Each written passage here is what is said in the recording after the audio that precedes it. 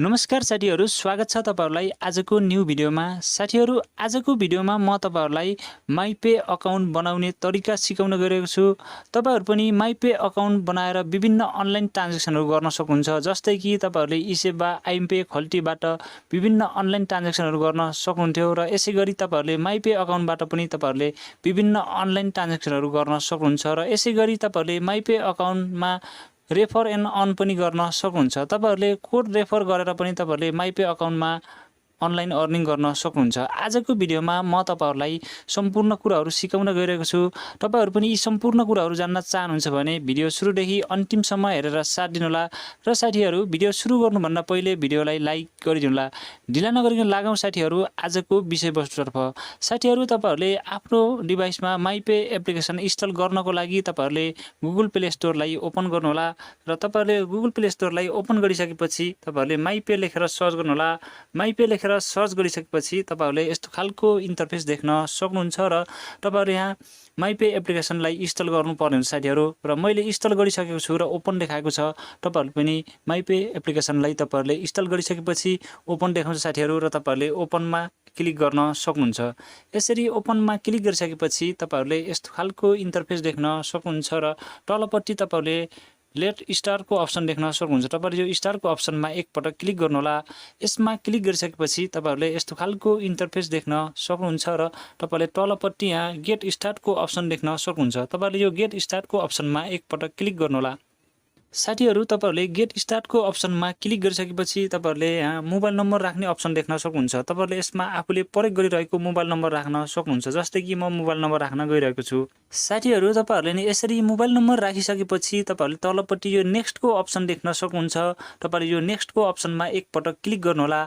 यसमा क्लिक गरिसकेपछि तपाईहरुले यस्तो खालको इन्टरफेस देख्न सक्नुहुन्छ र तपाईहरुले दिनुभएको मोबाइल नम्बरमा एउटा ओटीपी कोड आउँछ साथीहरु र तपाईहरुले त्यो ओटीपी कोड यसमा टाइप गर्नुहोला।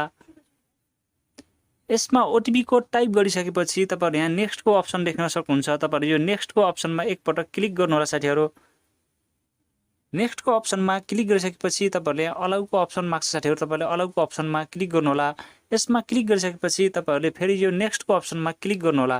यसमा क्लिक गरिसकेपछि तपाईहरुले यस्तो खालको इन्टरफेस देख्न सक्नुहुन्छ साथीहरु। तपाईहरुले यहाँ इन्टर पासवर्डको अप्सन देख्न सक्नुहुन्छ। तपाईहरुले यहाँ इन्टर पासवर्डको अप्सन, त्यसपछि तपाईहरुले रि-इन्टर पासवर्डको अप्सन देख्न सक्नुहुन्छ। यसमा चाहिँ तपाईहरुले पासवर्ड राख्नु पर्ने हुन्छ साथीहरु र तपाईहरुले पासवर्ड राख्दाखेरि तपाईहरुले लेटरमा, त्यसपछि तपाईहरुले अंकमा, त्यसपछि तपाईहरुले फर्स्टमा चाहिँ तपाईहरुले लेटरमा राख्दा तपाईहरुको फर्स्टको लेटर चाहिँ तपाईहरुको क्यापिटलमा हुनुपर्छ साथीहरु। जस्तै कि तपाईहरुले अब नेपाल राख्न सक्नुहुन्छ। त्यसपछि तपाईहरुले @ त्यसपछि तपाईहरुले अंकमा राख्न सक्नुहुन्छ। जस्तै कि तपाईहरुले नेपाल लेख्दा तपाईहरुले फर्स्टको लेटर चाहिँ तपाईहरुले क्यापिटलमा राख्न सक्नुहुन्छ।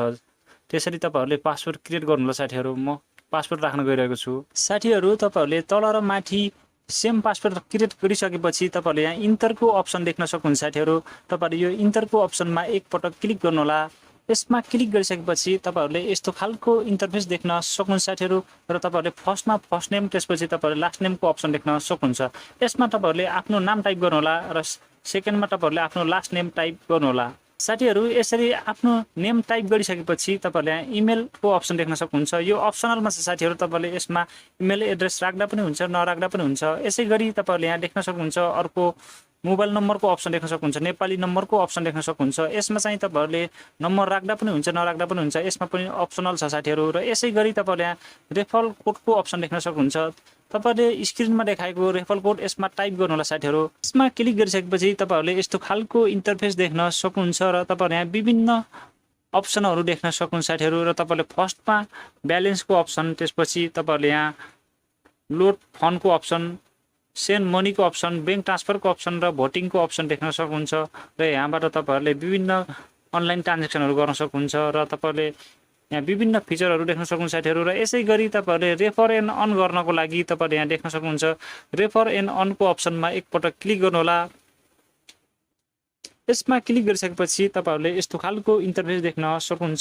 तपाईहरुले यहाँ कपीको अप्सन देख्न सक्नुहुन्छ साथीहरु। तपाईहरुले यो कपीको अप्सनमा एक पटक क्लिक गरेर तपाईहरुले यो लिंक कपी गरेर तपाईहरुले विभिन्न फ्रेन्डहरुलाई शेयर गर्न सक्नुहुन्छ साथीहरु र शेयर गरिसकेपछि तपाईहरुको फ्रेन्डले रेफर कोडमा चाहिँ तपाईहरुको यो कोड युज गरिसकेपछि तपाईहरुलाई विभिन्न फ्रेन्डहरुलाई सेयर गर्न सक्नुहुन्छ। तपाईहरुले यहाँ देख्न सक्नुहुन्छ सेयर रेफर लिङ्कको अप्सनमा क्लिक गर्नुभयो भने तपाईले यहाँबाट विभिन्न सोशल मिडियाहरुमा पनि सेयर गर्न सक्नुहुन्छ र सेयर गरिसकेपछि तपाईहरुको फ्रेन्डले यो कोडलाई युज गरिसकेपछि तपाईहरुले RS 10 रुपैयाँ प्राप्त गर्न सक्नुहुन्छ र यसैगरी तपाईहरुले धेरै भन्दा धेरै फ्रेन्डहरुलाई रेफर गर्नुभयो भने तपाईहरुले अर्निङ गर्न सक्नुहुन्छ र तपाईहरुले यसैगरी तपाईहरुले माइपे अकाउन्ट बनाइसकेपछि तपाईहरुले यहाँबाट विभिन्न अनलाइन ट्रान्ज्याक्सनहरु पनि गर्न सक्नुहुन्छ।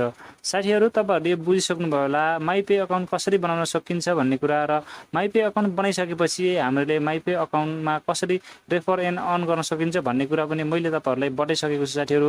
र तपाईहरुलाई भिडियो कस्तो लाग्यो, भिडियो राम्रो लाग्यो भिडियोलाई लाइक कमेन्ट सेयर गर्नुहोला र यस्तै खालको टेक्निकल सम्बन्धी नयाँ भिडियोहरु सबैभन्दा पहिले हेर्न चाहनुहुन्छ र च्यानलमा नयाँ हुनुहुन्छ भने च्यानललाई अवश्य पनि सब्स्क्राइब गरेर छेउमा आएको बेल बटन अलमा टच गर्न भन्दै आजको भिडियोबाट बिदा हुन चाहन्छु। हस्त नमस्कार।